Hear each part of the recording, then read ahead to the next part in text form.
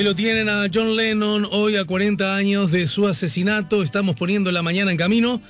Vamos a conversar con el senador de la República, Eduardo Bonomi. Si buscas un portón automático para tu casa o para la oficina, asegúrate que sea fuerte, que sea seguro, que sea práctico, que sea un SEA. Porque solo un portón SEA te asegura el mayor respaldo técnico, un service propio en todo el país y la garantía de todos sus productos. Ingresa en seaportones.uy o llama al 2601-2611. Si vas a elegir un portón, que sea un SEA. Hola Eduardo, buen día, bienvenido. Buen día, ¿cómo están? Bien, bien, muy bien, gracias. Todavía de 10 personas que te llaman, ¿a cuánto se le cuela decirte ministro? A unos cuantos, no tengo medido, pero a unos cuantos. Pero que no desapareció, ¿no? No, todavía no. Bien.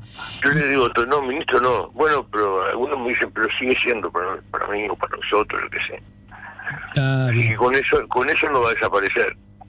Bien, claro. A propósito, arranco por un lado que no tenía previsto. Se publicó tu novela Código 79. Es una novela, ¿verdad? Sí, es una novela. Hace ya 15, 20 días. Bueno, así que voy a tener que hablar con la editorial sudamericana para que me manden un ejemplar. La leo y después volvemos a charlar, ¿te parece? Bueno, dale. Pero en todo caso, me animo a preguntar a priori, ¿en qué medida tu condición, porque bueno, he leído por ahí que tiene que ver con, es una novela de tinte policial que habla del narcotráfico, de la corrupción, de la marginalidad, tu condición de hombre de la política en general, toda tu vida se puede decir, y en particular tu condición de secretario de Estado, de ministro del Interior en los últimos 10 años, ayudó para nutrirte de datos, miradas o para inspirarte, dijera un creador? Algunas cosas sí, porque hay algunos hechos delictivos que en alguna nota me decían, pero eso fue como ministro. No, fue cuando trabajaba en la pesca, cosas que pasaron en el barrio cuando trabajaba en la pesca. La mirada de cómo actúan, no las anécdotas, sino cómo actúan, eso sí, yo creo que me nutrieron siendo ministro y conociendo cosas. Pero es ficción, ¿no? Bien, claro.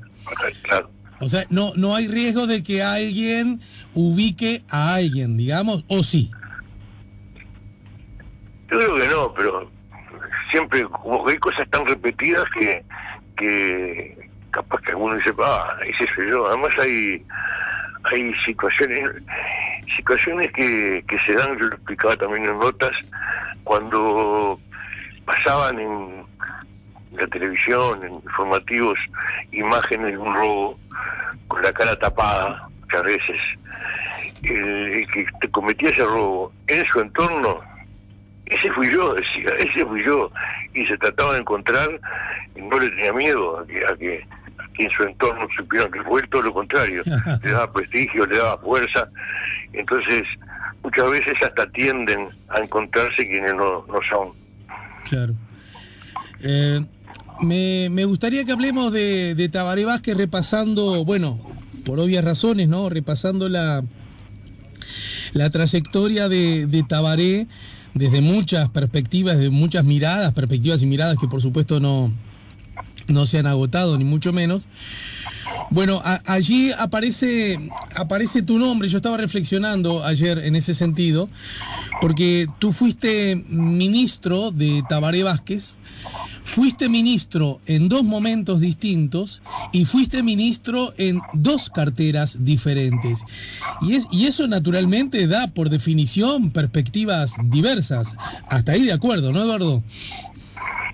Sí, además fue Tabaré el que me puso de ministro cuando se recibía los pedidos de todos los sectores políticos, y mi sector político no me ubicaba en el Ministerio de Trabajo, estaba el pedido mío en otro lado. ¿En qué lado, Eduardo? Ahora se puede decir igual. Y yo creo que estaba en la subsecretaría del Interior, justamente. Pero Tabaré, decisión de él, me ubicó en el Ministerio de Trabajo. En realidad había más razones para ubicarme ahí, porque me había designado como 2 años antes presidente de la Comisión de Relacionamiento del Frente Amplio, que tenía como cometido elaborar un documento de relacionamiento de la fuerza política y organizaciones sociales y gobierno, en ese caso era el gobierno de la Intendencia, pero apuntaba al gobierno nacional. Y esa comisión trabajó en estrecho contacto con las organizaciones sociales, con el PCNT, con FUBAN, con empresas cooperativas de producción, con cámaras empresariales, y después lo transformó en la misma comisión, pero del Encuentro Progresista, no del Frente Amplio, y todavía fue más fuerte el relacionamiento. Entonces había razón para que hiciera eso, ¿no? Designarme ministro. Yo había estado 5 años con Tabaré en la mesa política. Cuando él presidía la mesa política, a partir del principio del 2000, yo presidí la mesa política que había muerto el Pato Cuartino. Sí, el economista del MLN, ¿no? Sí, iba por el MVP a la mesa política. Y bueno, así empezó la relación más estrecha con Tabaré en el 2000. Y fue que tomó esa decisión de ministro de Trabajo. Y antes de llegar a eso, porque me gustaría que habláramos un poco acerca de qué significaba ser ministro de Trabajo en el primer gobierno de la historia de la izquierda, ¿no? Y bueno, cuando desde tantas perspectivas los trabajadores estaban con tantos derechos perdidos o fragilizados, etcétera. Pero antes de llegar a eso, ¿y cómo era tu vínculo con Vázquez? Porque me da la sensación, es decir, que no iba a decir una cosa, pero no la digo porque si no direcciono la respuesta. ¿Cómo era ese vínculo? ¿Cómo se conocieron? ¿Cómo se empezaron a conocer y a reconocer antes de que fuera secretario del gabinete de él? No, y recién dije que nos tuvimos un vínculo más estrecho a partir del 2000, cuando yo iba por el MPP a la mesa política. Fue 5 años que fui. Pero por eso, entre ese 2000 y el 2005. Pero yo lo conocí antes, porque yo trabajaba en una cooperativa pesquera. Hubo la fundación entre el 89 y el 90. Y en el 89, cuando era cooperativa en formación, resolvimos invitar a conocer la planta a los candidatos a la intendencia de Montevideo de los distintos partidos. Invitamos a todos, pero creo que fueron 2. Fue Cat, que sí, el candidato del Partido Nacional, del herrerismo. Sí, y Tabaré Vázquez, fueron los 2. Entonces con ellos, por separado, ¿no? Nos recorrimos la planta, le mostramos la planta, después tuvimos una reunión larga conversando lo que era la cooperativa. Hicimos un buen vínculo con los 2. Tabaré ganó esas elecciones como intendente, y Cat fue designado ministro de Trabajo por el gobierno de la calle, Herrera. Cuando se inauguró la cooperativa, fue en la sucursal 19 de junio del Banco República. Cat fue como ministro de Trabajo, Tabaré no fue como intendente, pero en momentos, los 2, en momentos que tuvimos dificultades, tuvieron una relación estrecha con la cooperativa, sobre todo Tabaré. Además nosotros hicimos una huelga de hambre, que hasta ese momento fue la más larga del Uruguay, 35 días, en la parroquia de La Teja. Acá pongo una anécdota que vinculada a Tabaré, pero no es de Tabaré, es de María Auxiliadora. A ver. Nosotros estábamos al lado de la parroquia, y los domingos había misa, y teníamos un buzón que se recibían colaboraciones para la huelga de hambre. Y todos los domingos teníamos un billete de 100 pesos en el buzón. 100 pesos en el 92 no eran 100 pesos de ahora, era mucho más. Y no podíamos saber quién era que ponía los 100 pesos. Entonces se puso un grupo de compañeros a mirar en la misa quién ponía los 100 pesos. Claro, y era porque María Auxiliadora. el tal billete seguramente habría 1 o 2 a lo sumo por cada jornada. No, por billete uno solo. Se ponía plata, pero se ponía menos. Sí, entiendo. Y era María Auxiliadora que ponía el billete, que todos los domingos iba a misa de mañana, no recuerdo qué misa era, pero era ella.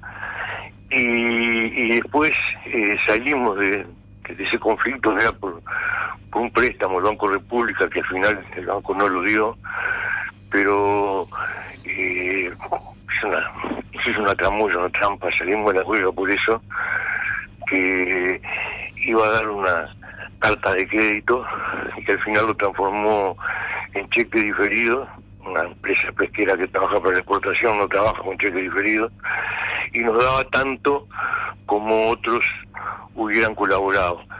Entonces la Intendencia de Montevideo colaboró comprando $200.000 de pescado, pagando por adelantado. Uh-huh. Entonces el Banco República igualaba eso, igualaba una condonación de la deuda que hizo creo que era CUFAC, creo. Y bueno, pero después no lo cambió, nos quedó una gran complicación, pero firmamos un convenio con la Intendencia en el momento de Tabaré. Esto fue en el 92. Yo después entré a tener un trato diferente, político y mucho más cotidiano, en el 2000. Y Tabaré tenía una característica como conductor de la fuerza política, que después la tuvo como conductor del gobierno, que era distinta a la de Sereni. Sereni era más direccionista, iba con una idea, la planteaba y se discutía. Tabaré no, Tabaré abría el intercambio con un tema concreto, tratando de llegar a una resolución entre todos, oía a todos, hasta que quisiera hablar por lo menos lo oía, uh-huh, y luego hacía una síntesis, que ahí sí, la síntesis era la resolución que se tomaba, y luego, ahí sí, igual que Sereni, lo que se resolvía había que aplicarlo y trabajaba por llevarlo adelante con toda su fuerza. No me queda claro la diferencia con Sereni. ¿Cuál era entonces? Sereni iba con la posición tomada por él. Ah, ok. Ya, y luego se discutía, la podía modificar, pero primero marcaba la cancha. Entiendo. Sobre este asunto pienso lo siguiente, y se mandaba. Claro, daba su posición. Tabaré, la única vez que lo vi actuar, la única no, una de las veces que lo vi actuar diferente, fue cuando se hizo el plenario de autocrítica por haber perdido el balotaje en noviembre del 99. En ese momento, después de haber perdido, parecía lo que pasó ahora. Aparecían posiciones de lo más diversas porque habíamos perdido, uh-huh, y casi todas eran posiciones que tenían que ver con lo instrumental. Claro. Perdimos porque en lugar de empezar la campaña al otro día de haber ganado en octubre, esperamos 10 días y fue tarde. O me imagino que más de uno dijo porque nos pusimos a hablar del impuesto a la renta. Sí, esa fue otra. Yo recuerdo 3 concretamente. La que dije esa, y que los afiches que nos dieron eran afiches satinados y se desprendían de las paredes, no se podían pegar. Entonces, eso es lo que se decía. Y Tabaré demoró la autocrítica, no hizo un plenario inmediato, sino lo hizo en el 2000, dejó correr el agua debajo de los puentes, dejó pasar unos meses y empezó el plenario con un discurso. Y en ese discurso yo creo que lo central fue que las elecciones no se ganan ni se pierden en una campaña electoral, en 3-4 meses de campaña. Se ganan o se pierden por lo que uno acumuló durante 5 años antes. Y que en ese caso nosotros no habíamos acumulado lo suficiente, y por lo tanto, después de haber ganado en octubre, en el balotaje ganamos 4 puntos más, pero nada más, no nos dio la acumulación previa para ganar. Y la conclusión era que había que trabajar de ahí a las elecciones del 2004 para acumular lo que no pudimos acumular antes. Y planteó lo de el Congreso de Actualización Ideológica, planteó el trabajo programático en conexión con las organizaciones sociales, y planteó esta comisión que yo decía hace un rato, la de relacionamiento, y se trabajó hacia afuera. Y bueno, ahí sí, cuando sumado a la crisis del 2002, pero no solamente la crisis, no fue la crisis la que hizo ganar el Frente solo, sino que la crisis, con un trabajo de acumulación junto a la gente, llevó a ese resultado del 2004. Claro. Pero ahí sí marcó la cancha previamente. Para que se pone linda la charla en dos aspectos con lo que estás contando. Primero, esa mirada, bueno, miren, chiquilines, que una elección no se gana por lo hecho en la campaña, sino es la suficiente o insuficiente acumulación de los 5 años, con ese principio, que por supuesto puede tener matices y vectores que afecten, que aceleren o retrasen procesos. Y con esa definición percibo que tú estás de acuerdo, ¿no, Bonomi? Totalmente, desde ahí en adelante lo he incorporado. Bien. Totalmente. No, lo digo porque, si bien no era el centro de nuestra charla, pero bueno, las charlas no tienen por qué estar cristalizadas. Me parece que el Frente Amplio acaba de perder una elección importante, porque además una cosa es perder una elección que una vez más posterga tu llegada al gobierno, y cualquiera puede entender que no es lo mismo perder una elección que te saca del gobierno. ¿Estamos de acuerdo, no? Sí, claro, porque uno se supone que el gobierno le da posibilidades si se lo hace bien. Claro. La fuerza política es sustituida por el gobierno y se deja sustituir, entonces lo hace mal. Yo creo que todo esto lo recoge el documento, lo de Tabaré, la afirmación de Tabaré la recoge. Exacto. Con creces. Y en ese sentido, perdón que haga una trampa en el tiempo y vengamos abruptamente al presente. ¿Podría ser entonces, si me apoyo en esto que tú decís, un error dejarse llevar por la tentación de creer que se perdió la elección porque o bien Martínez no dio con la talla, o bien porque la fórmula presidencial no fue la correcta, o bien porque no sé qué con el jingle? Sí, yo creo que es así. Afirmar que se perdió por Martínez o por los candidatos es un error. Afirmar que se perdió por determinados hechos puntuales es un error. Lo que hay que mirar es la evolución política. Además, la autocrítica que está planteada no es la autocrítica del gobierno, es la autocrítica de la fuerza política. ¿Y qué relación tuvo la fuerza política con el gobierno? Si la tuvo o no la tuvo. Esa es lo que hay que determinar. Porque otra cosa que se planteó al comienzo fue analizar el gobierno. Entonces se perdió por culpa del gobierno, o al revés, se acumuló. Yo creo que es un error. Si se hace una autocrítica a la fuerza política, lo que hay que tratar de ver es cómo actuó la fuerza política estando en el gobierno, porque yo creo que la fuerza política, aún estando en el gobierno, siempre tiene como tarea cambiar la correlación de fuerzas, mejorar la correlación de fuerzas y tener un trabajo estrecho con las fuerzas sociales, y no solo con las que son naturalmente aliadas, sino que las fuerzas sociales del cambio incorporan lo que naturalmente está cerca del Frente Amplio, pero también tiene que incorporar a aquellos que necesitan de determinado desarrollo del país para poder satisfacer sus intereses. Por ejemplo, hay sectores que en este momento han acompañado como sectores, no individuos, ¿no? Capaz que los individuos pertenecientes al sector votaron diferente, pero han acompañado el modelo de país que proyectó la coalición.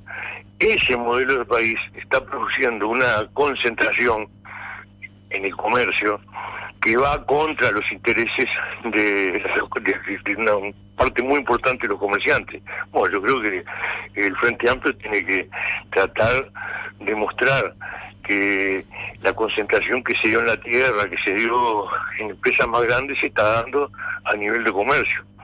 Y eso requiere hablar mucho, no solo con los almaceneros, sino con los que representan a esos almaceneros, y oírlos. No solo, esto que decís, bueno, por supuesto que nos estamos metiendo en un mar precioso para navegar y también para perderse un poco en la charla, ¿no? Pero aún así, y me prometamos, ¿no? Que es como la última pastillita de esta y la dejamos pendiente para próximos encuentros porque quiero volver a Vázquez.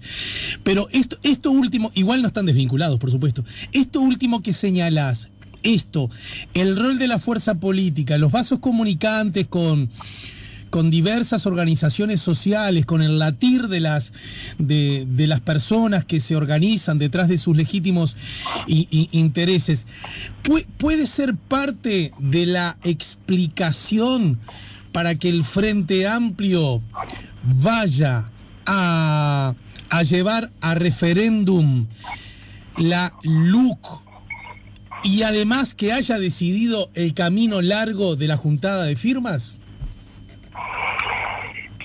No estoy seguro, porque la decisión de la juntada de firmas viene más por las organizaciones sociales que por el Frente.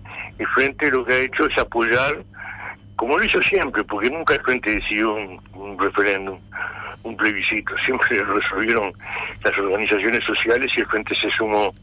Y las organizaciones sociales creo que tomaron esta resolución con prescindencia del proceso autocrítico del Frente.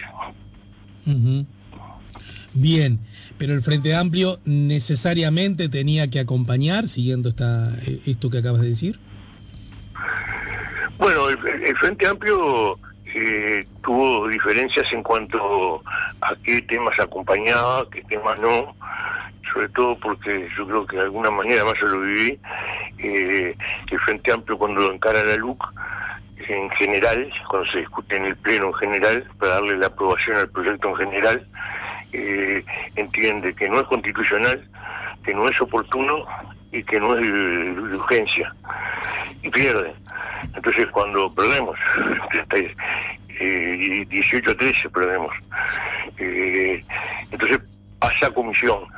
Yo integro la comisión, por eso sé lo que estoy diciendo, y muchos entendimos que debíamos encarar la discusión con el mismo criterio que encaramos la discusión en general, o sea, la discusión en comisión. Y se postergó una semana el funcionamiento de la comisión, y los 7 frente amplistas que estábamos en la comisión, de 15, éramos 7, resolvimos empezar a recibir organizaciones sociales. Y las primeras organizaciones sociales, yo recuerdo, eran la Misadente, que estaba FANCAP y SUTEL, estaba en otra parte, pero un poquito después una de la otra, estaba toda la educación, y los 3 nos plantearon cosas que era imposible llevar a cabo lo que habíamos resuelto de cuestionar todo en conjunto. No se podía, porque SUTEL nos dijo que bajar 2 artículos, que era el que le daba la infraestructura de Antela, Movistar y Claro, le daba la fibra óptica. Eran 2 artículos, uno solo, y se planteaba que eso había que bajarlo. FANCAP planteaba que tratar de sacar el que plantea la libre importación de combustibles, y la enseñanza, la educación, nos planteaba que había una excesiva concentración de poder en los organismos centrales, pérdida de autonomía, y la universidad nos planteaba como 5 puntos. Yo creo que lo del SUTEL, lo de ANCAP y lo de la universidad lo logramos. Lo de la educación casi que no, casi todo, ¿no? Menos un punto ahí. Entonces nos cambió el enfoque. Y bueno, después cuando se plantean ir contra los puntos que nos habían planteado los sindicatos que tratábamos de sacarlo, y se sacó, ir contra eso, el frente lo rechinó, ¿no? O sea, no era natural, claro. Era una decisión política que había que tomar. Y bueno, generó problemas hasta las organizaciones sociales.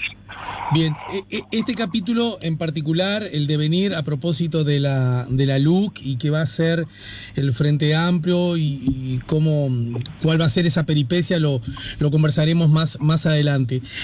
Vos fuiste el ministro, a ver, el primer gobierno del Frente Amplio, el primer gobierno encabezado por Tabaré Vázquez, se puede decir que desde muchas perspectivas es un gobierno innovador. Se puede decir que muchas de las cosas que se instalaron o se empezaron a instalar quedaron, a tal punto que en las sucesivas campañas electorales muy pocas fueron las voces que manejaron la posibilidad de generar cambios en esas direcciones, y de hecho hoy que hay un nuevo gobierno, alguna de las cosas, el Sistema Nacional Integrado de Salud, la negociación, estoy tirando grandes títulos, la negociación colectiva, el nuevo esquema tributario del Uruguay con su reforma, la matriz energética, bueno, las ceibalitas, se me están olvidando algunas cosas más, nadie las propone cambiarlas. ¿Estamos de acuerdo en esto, no?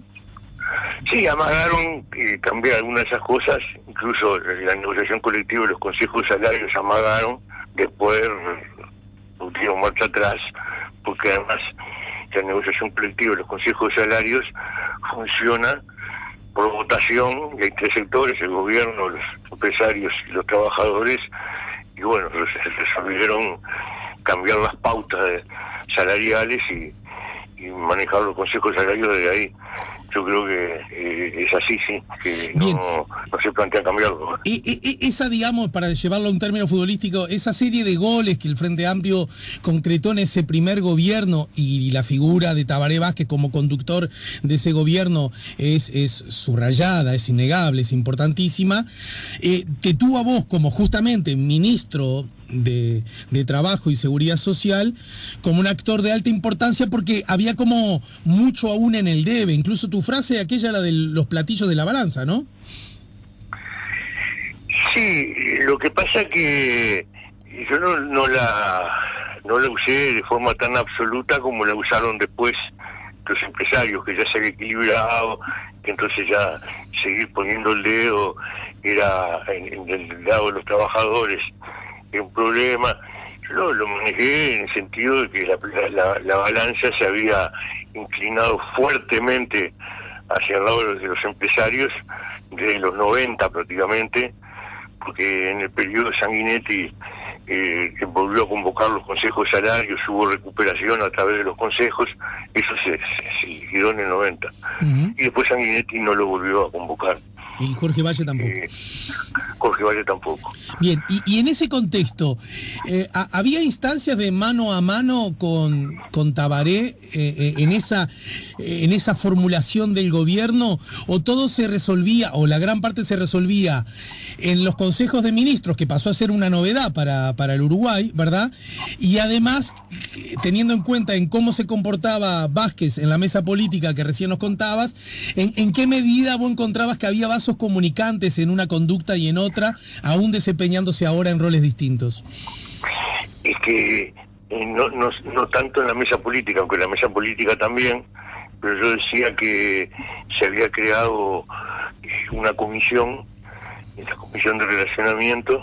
Esa comisión tenía reuniones con distintos organismos, la comisión del programa lo mismo, tenía 4 ejes importantes, y de alguna manera había comunicación no solo interna, sino que hubo actividades en las que participaba Tabaré con sectores sociales, y él sabía lo que estábamos planteando no solo yo que estaba como presidente de la comisión, sino había gente de mucha confianza de Tabaré que le transmitía lo que se estaba resolviendo. Eso de alguna manera después tuvo aquello de los Uruguay, el Uruguay productivo, el Uruguay innovador, el Uruguay social, el Uruguay democrático, el Uruguay integrado, y finalmente el Uruguay cultural, que era una presentación de 4, 5 documentos, 6 después, que se hacían en esas comisiones que había, y Tabaré estaba perfectamente al tanto. Más allá de lo de la mesa política, y la presentación la hacía Tabaré, llevando con él a quienes eran de alguna manera representantes del Uruguay productivo, el Uruguay innovador, o sea, de todas esas comisiones que funcionaban y que crearon los 5 Uruguay, posteriormente 6 Uruguay, que se agregó el Uruguay cultural. Así que había así una relación estrecha. Y después vos fuiste ministro de Vázquez en su segunda presidencia, pero con una curiosidad, vos continuaste en la cartera, solo que ahora, por decirlo así, el jefe era otro.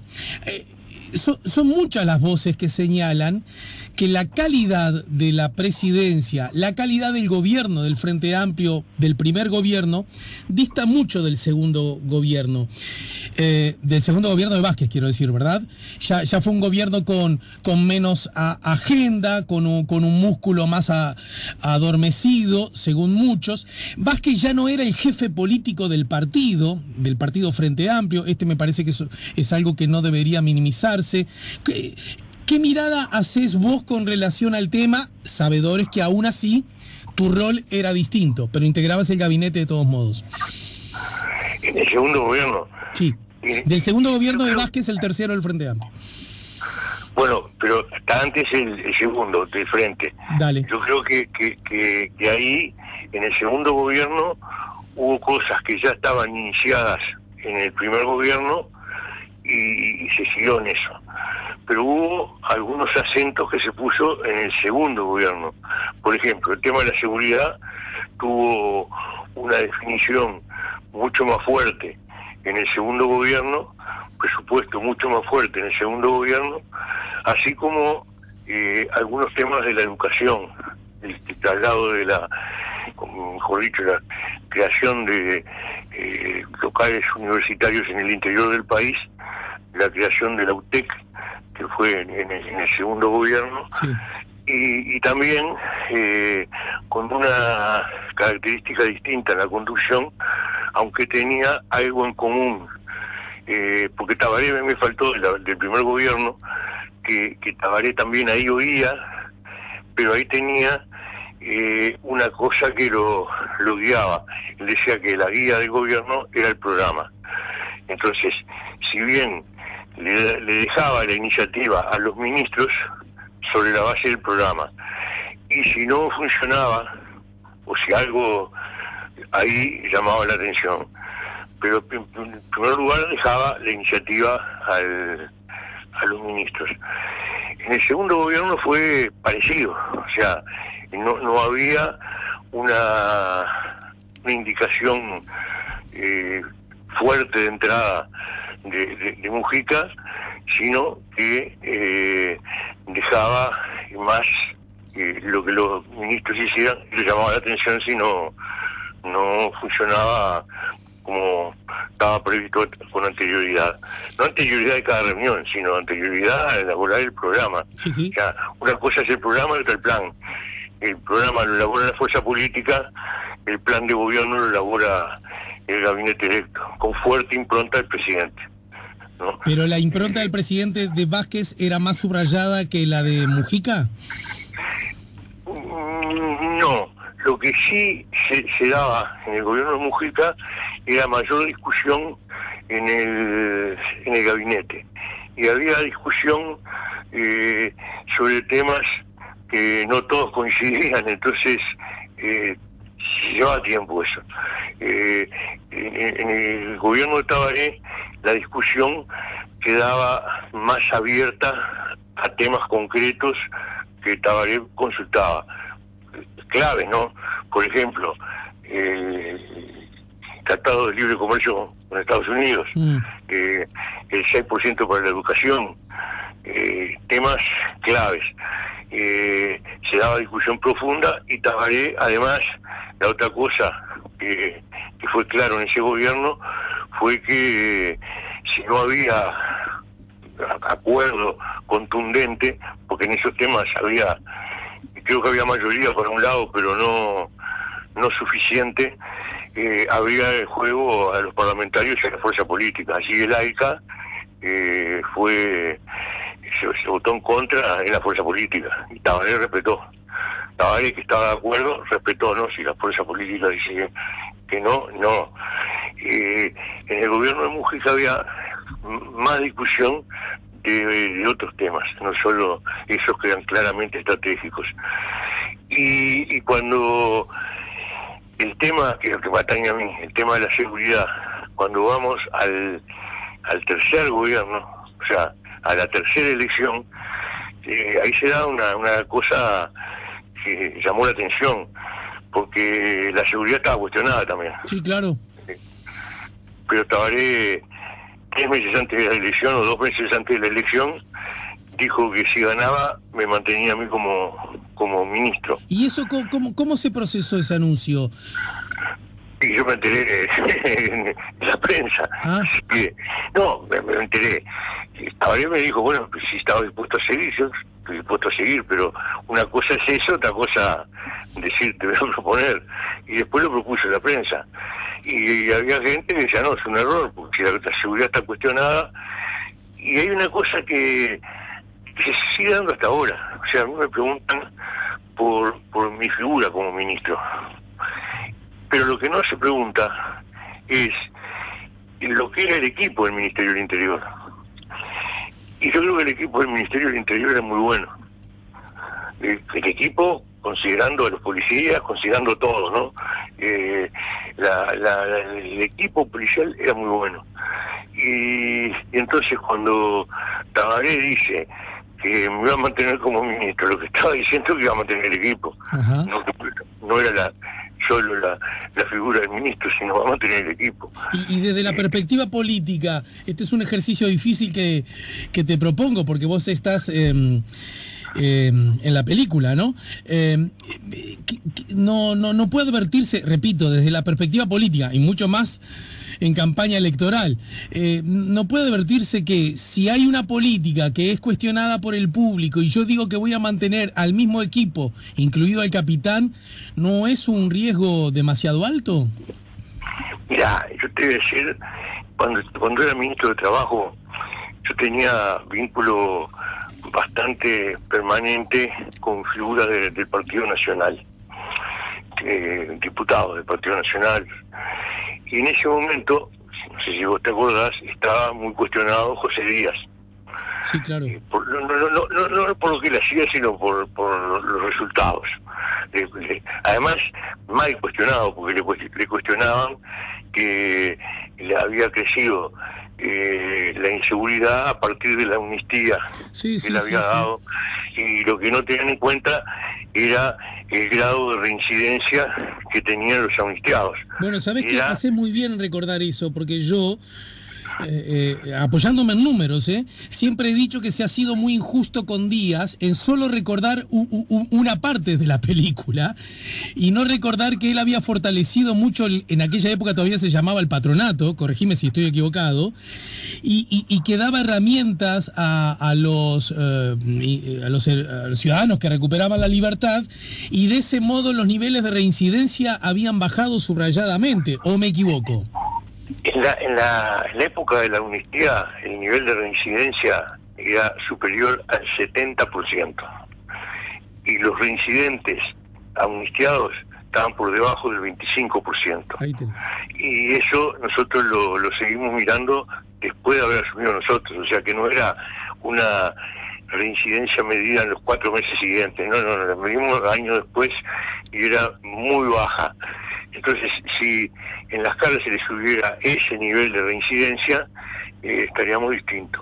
Claro, no fue una amnistía general, fue una amnistía con gente elegida, pero yo creo que eso hay que tenerlo en cuenta, porque cuando se plantea que hay que bajar el hacinamiento y se plantea, vamos a construir cárceles, que están en el presupuesto, 4 cárceles, no tienen recursos para ninguna, y además las cárceles que van a construir son 3 que sustituyen las que están en jefatura, o sea que no van a agregar plazas nuevas, sino las plazas que están en jefatura las sacan para afuera, y una de seguridad para 300 personas.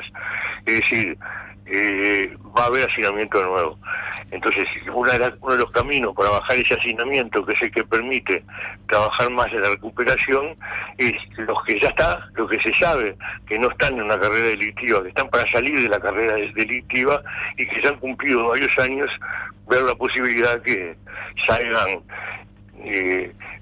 si no quieren como amnistía, como cumpliendo la pena en libertad, con vigilancia o lo que sea, seguimiento, no vigilancia, con seguimiento de su actividad laboral, es un camino. Y bueno, José Díaz eso nunca se le reconoció, y lo cuestionaban fuerte. Pero ¿para qué vos me estabas contestando si no era demasiado riesgoso haberte confirmado a vos? No, pero te estaba contestando a eso. Sí, José Díaz lo cuestionaban, y usted decía que hablaba con figuras y diputados del Partido Nacional. Y había uno que me decía, mira, a nosotros nos viene bárbaro que lo dejen a José Díaz, porque nosotros tenemos 2 caminos. Lo criticamos, y hacemos campaña criticándolo, o lo sacan. Y si lo sacan tenemos un triunfo, que también nos sirve. Cualquiera de los dos nos sirve. A nosotros es bárbaro que ganar. Ganar. Entonces yo creo que Tabaré debe haber medido, porque lo que tenía claro es que no iba a haber mejora por la sustitución. No lo iba a haber. Nosotros en determinado momento logramos una baja importante, muy importante, iban camino del 30% de Tabaré, y está cuestionado, esto lo cuestionan, lo siguen cuestionando, pero el poner en práctica el código del proceso, mitad de gobierno, nos mató, porque de un 13,5, casi un 14% de baja de las rapiñas, pasamos un aumento. Después se corrigió, entonces soy lo que dicen, no era el código, porque ahora funciona. Sí, claro, después se corrigió, al año siguiente se corrigió, y ahora funciona bien, pero en pocos meses dejó a 1.500 personas en libertad, no porque salieron de las cárceles, sino porque no entraron los que estaban en una carrera delictiva. Y todo eso Javier lo tenía en cuenta. Entonces dice, no, con el cambio no se arregla nada, y no se arregla lo de fondo. No estoy razonando del punto de vista electoral, estoy razonando del punto de vista de fondo. Y ese es el razonamiento que hacía Tabaré. Y a propósito de Tabaré, yo te preguntaba más temprano, ¿por qué luce la segunda presidencia de Tabaré como más opaca, con menos agenda, bueno, y en definitiva, con menos capacidad de modificar y mejorar la vida de los ciudadanos? Que de eso se trata la política, ¿no?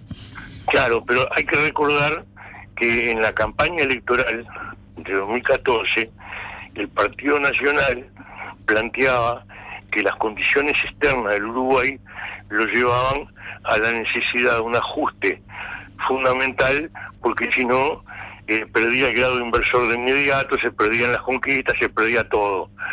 Y esa es su campaña. Él ganó el frente, y si bien era cierto que el entorno era bien desfavorable, en realidad lo era desde el 2008, cuando la burbuja financiera, ahí ya no solo el Partido Nacional, sino varios dirigentes de lo que hoy es la coalición, planteaban que había que devaluar, que había que suspender los consejos salarios, que había que suspender las políticas sociales. O sea, planteaban la política que siempre aplicaron en las crisis, la política de ajuste. Y el Frente no hizo eso, el Frente mantuvo los consejos salarios, los aumentos salariales, las políticas sociales, no devaluó, que en definitiva fue además lo que del G20 en adelante tomó el mundo. Porque nosotros fuimos, y yo fui a una reunión de la Comisión Administradora de la OIT, administrativa de la OIT, que el tema era justamente ese ajuste de salarios y empleo. Y el primer documento que repartieron era un documento que coincidía con lo que decían acá que había que bajar los consejos de salario, las políticas sociales, de evaluar.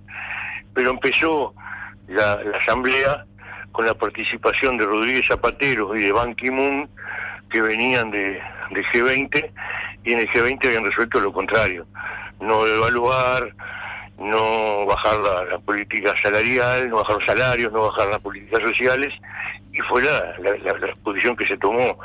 Y Uruguay gobernó de 2008 en adelante sin viento de cola y con la política del Frente Amplio y no la política que los partidos tradicionales habían aplicado siempre para salir de la crisis. Y en el 2014 volvieron a insistir con eso, y el Frente, cuando asume, se encuentra con que tiene dificultades. Hay que recordar que en el 2015 se plantea un presupuesto que no es un presupuesto por 5 años, sino es un presupuesto por 2 años, con ajustes, sí. con ajustes importantes. Entonces, la agenda está determinada por lo que se resuelve presupuestalmente. Entonces, cosas que venían medio hasta como con piloto automático desde el primer gobierno al segundo gobierno, en el tercer gobierno se retira ese piloto automático y se entran a medir más las cosas que se hacen. Pero eso tiene un haber, no solo un debe. Toda la región empezaron a gobernar con caída del Producto Bruto Interno. Sí, claro. Uruguay siguió aumentando el Producto Bruto Interno en menor grado que en el primer gobierno y que en el segundo, pero lo mantuvo. Y mantuvo el crecimiento del salario, el crecimiento de las jubilaciones, el empleo lo mantuvo al principio. O sea, empieza a haber problemas que nota la gente a partir del tercer año y medio, o sea, el último año y medio de gobierno. Hay caída del empleo, ajuste salarial seguía al alza, pero cada vez más bajo, el Producto Bruto Interno seguía al alza, pero cada vez más bajo, y con la política que el Frente llevó adelante, que dijeron hay que cambiarla de pique. Entonces, si hubieran gobernado los partidos tradicionales desde el 2015 en adelante, yo creo que hubiéramos caído mucho antes, porque la política que llevan adelante es recesiva. Entonces, creo que la explicación va por ahí, va por lo que es la situación de la economía regional, mundial. Pero entonces, Eduardo, a ver si te sigo bien. Podríamos resumirlo, según tu mirada, de este modo. Lejos de reprocharle al tercer gobierno del Frente Amplio, el segundo de Vázquez, que no logró, digamos, subir la flecha para modificar y democratizar y dignificar la vida de la mayor cantidad de ciudadanos, lejos de hacer ese reproche, lo que hay que hacer es formular una especie de agradecimiento que esas vidas no empeoraron más, aún en caso que hubiera ganado la derecha. Bueno, ni tanto ni tampoco. Yo creo que el reproche es injusto. Creo que de todas maneras había cosas que podíamos haber hecho. Por ejemplo, cuando se produce el surgimiento de un solo Uruguay, yo creo que había sectores que terminaron integrando un solo Uruguay, sectores del agro fundamentalmente, sí, que habían sido apoyo social del Frente, sí, y que el Frente de alguna manera creo que no lo escuchó. Pero ahí podríamos aplicar la máxima de Maradona a propósito de muertes de personas célebres. Ahí al Frente Amplio da la sensación que se le escapó la tortuga, ¿no? Bueno, yo decía que la autocrítica no era el gobierno, sino que era la fuerza política. Yo creo que a esos sectores tenían que haberlo escuchado el gobierno y la fuerza política también. Y después, el tema mismo de seguridad, yo creo que había un reclamo de la sociedad que el Frente no lo escuchó, y que si bien Tabaré tenía claro, porque ahí teníamos también diálogo estrecho, y no solo en el Consejo de Ministros, que reclamaban una acción más fuerte no me estoy refiriendo a la acción policial solo, más fuerte, sino a otro tipo de cosas, y que en el segundo gobierno lo habíamos resuelto con el plan 7 zonas, y el plan 7 zonas se resolvió después de votar el presupuesto, entonces no tenía presupuesto propio, le aportaba cada ministerio. Tuvimos como planteo para el gobierno que venía que tenían que ampliarse las zonas y que tenía que tener presupuesto propio, pero con las dificultades presupuestarias que hubo al principio del 2015 eso no se hizo. Entonces, pero se retoma con los operativos Mirador, y ahí sí hay una fuerza grande de la Intendencia de Montevideo, del Ministerio de Vivienda, del Ministerio del Interior, el MIDES en otro nivel, salud pública también. Se resuelven determinadas cosas que tienen el límite. El Ministerio de Vivienda aportó 100 viviendas para Realojos, de gente que habían sacado a punta de revólver. Y bueno, pero llegó un momento que no puedo más, porque si no, no cumplo con los objetivos mismos. Pero había otro reclamo, y era el reclamo que yo creo que ahí, más como fuerza política, no se escuchó, se escuchó a medias, que era el de pronunciamientos claros. Muchas veces cuando se pedían políticas sociales, en la discusión que había de políticas sociales y políticas de policiamiento, yo creo que se necesitan las dos, una sola no alcanza, ni la de policiamiento ni la de políticas sociales sola no alcanzan, pero los que reclamaban políticas sociales se las pedían al Ministerio del Interior, y el Ministerio del Interior no va a llevar adelante políticas sociales, son otros ministerios los que tienen que llevar esas políticas. Entonces se plantea un plan global de seguridad, discutir una fuerza política que no se discutió. En el gobierno se discutió algo, se tomaron decisiones, no se pudo presupuestar. Eso Tabaré también lo tenía clarísimo. Eduardo, ¿sabés que por cada juicio que haces, como que se me dispara la tentación de hacerte casi infinito número de preguntas, lo que sin duda alguna, sumado al libro, ameritará un próximo encuentro, incluso si es posible y si la emergencia sanitaria nos lo permite y tu agenda también, acá en el estudio charlando más largo. Pero para terminar, una última pregunta. Ayer el diario El País publicó en tapa, aludiendo a Vázquez, que había muerto la figura más importante de la historia de la izquierda. ¿Coincidís con esa definición? Y Tabaré ganó la primera intendencia, ganó el primer gobierno, y la primera intendencia con la conducción de Sereni, el primer gobierno con él como candidato y con su conducción. Entonces eso le da un relieve muy importante. Ahora, yo creo que hubo dos escalones que subió el frente en la primera elección y en la segunda, al fin de la dictadura, tuvo aproximadamente el 20% de los votos, poco más, poco menos, el 20%. Y hay dos escalones que sube el frente.